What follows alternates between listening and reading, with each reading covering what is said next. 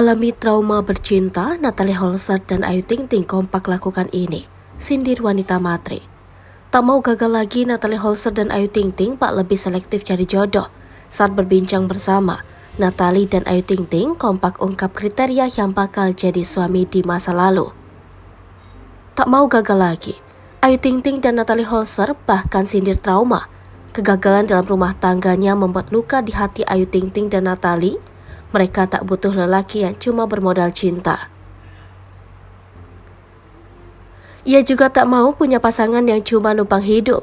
Natalie Holzer kemudian melanjutkan penjelasan soal alasan butuh lelaki mapan saat punya pasangan lagi. Pernyataan Natalie Holzer didukung Ayu Ting Ting. Ia juga tak mau punya pasangan yang cuma numpang hidup. Natalie Holzer kemudian melanjutkan penjelasan soal alasan butuh lelaki mapan saat punya pasangan lagi. Lagi-lagi, Ayu Ting Ting sepakat dengan penuturan Natalie Holzer. Reaksi sang pedangdut bahkan sampai mengundang gelak tawa. Hai pemirsa Sri Popo TV, jangan lupa komen, like, dan subscribe, serta tonton terus berita-berita terupdate lainnya ya.